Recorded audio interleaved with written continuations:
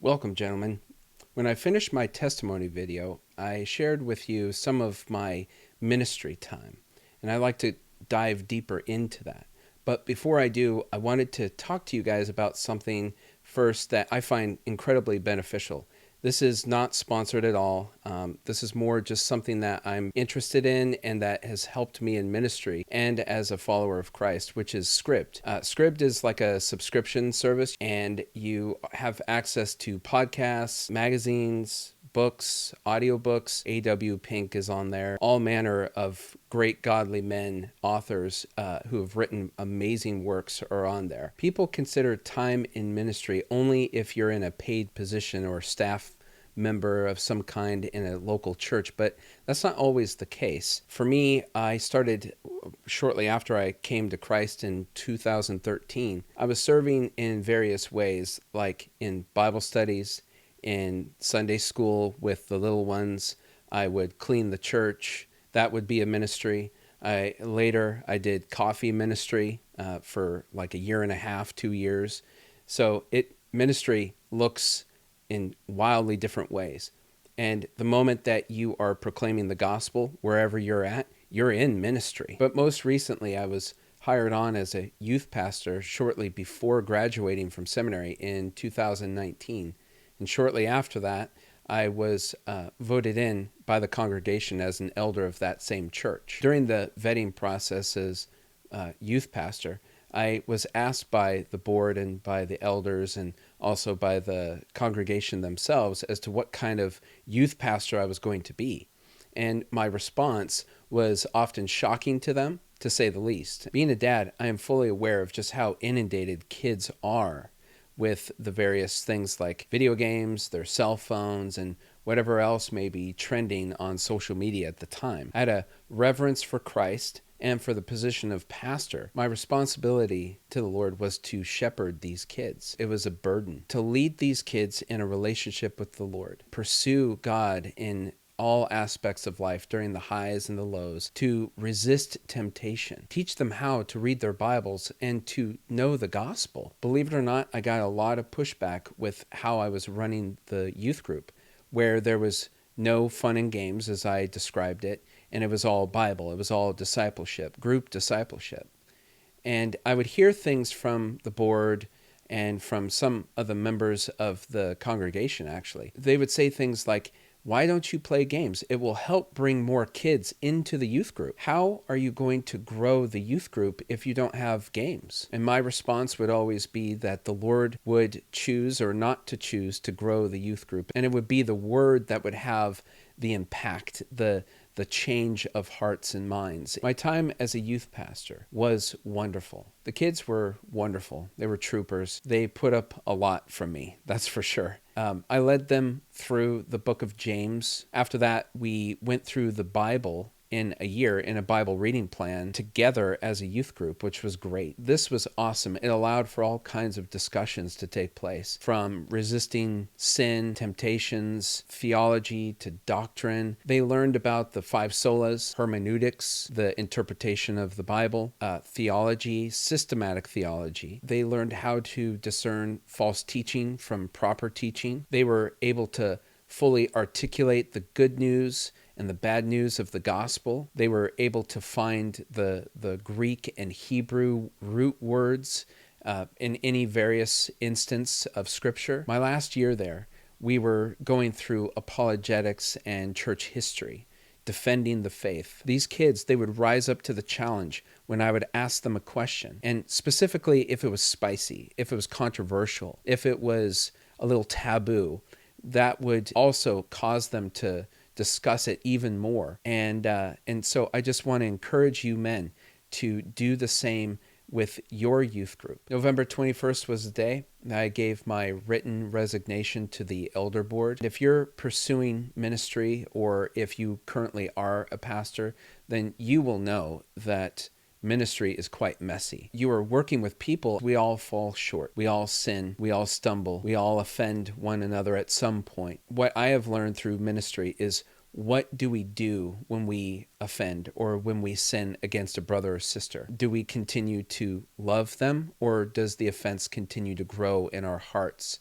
and become bitter in our hearts. Also, during that time, I became an elder, like I mentioned earlier. I would like to tell you that my time as an elder was equally as positive as my time as a youth pastor, but unfortunately, I can't do that. Let me be clear. I enjoyed serving with the men. I enjoyed the office. I enjoyed the responsibility. I enjoyed what we needed to do to get things done. As things started to progress as an elder, I was in a one-on-one discipleship relationship with the head pastor for a little over a year or so. And during that time, we would meet and we would talk about various things, but I would ask questions like, how am I doing? Do you see any problems with me? Any character issues? How's my preaching? How's my teaching? Please critique me. In other words, I invited that. I wanted that. Often it would not be responded to. And I'm pretty sure you're thinking at this point, well, that's awfully strange. And you would be right. That is strange. I agree. Please understand that the reason why I'm sharing this with you all is not to paint anyone in a bad light, not to slander or gossip.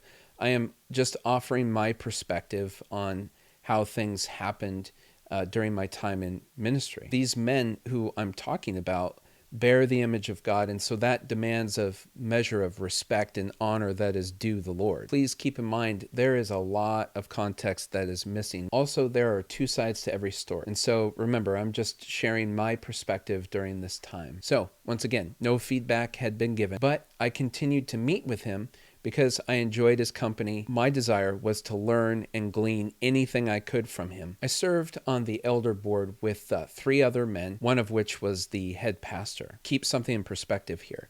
When I became the youth pastor, immediately I started attending the elder meetings where I would just observe, to learn, to grow. I would try to be objective. I was trying to find what the core issue of any given topic was. So these men were interested in bringing on board someone who had just started attending the church. And this man that was being considered to be an elder would not conduct himself in the same way.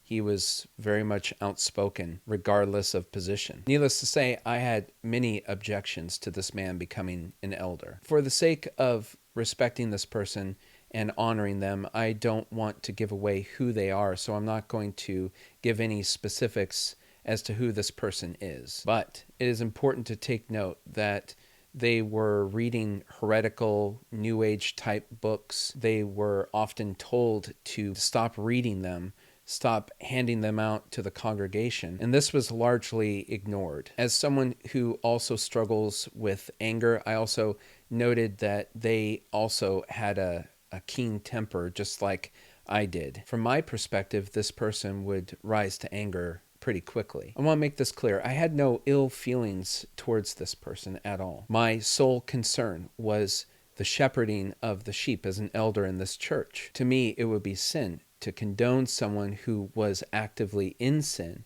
unrepentant sin, to lead and shepherd the flock. And from what I can tell, this is where things really started to diverge between myself and the other 3 elders, really began to divide theologically, because I was of the mind that he should not be an elder, and they were of the mind that he should be, for various reasons. When I got hired, the church was reformed light, I would say, in their beliefs and their theology, and now they're starting to go into a different direction theologically that I cannot follow. Feminism, as with the majority of American church right now, was also incredibly prevalent within the church that I belonged to. Despite all of these things that you've heard, I loved my time as a youth pastor. I cherish the time that God allowed me to be in ministry, to help mold the minds and hearts of these young adults. I cherish the time that God allowed me to have at the church,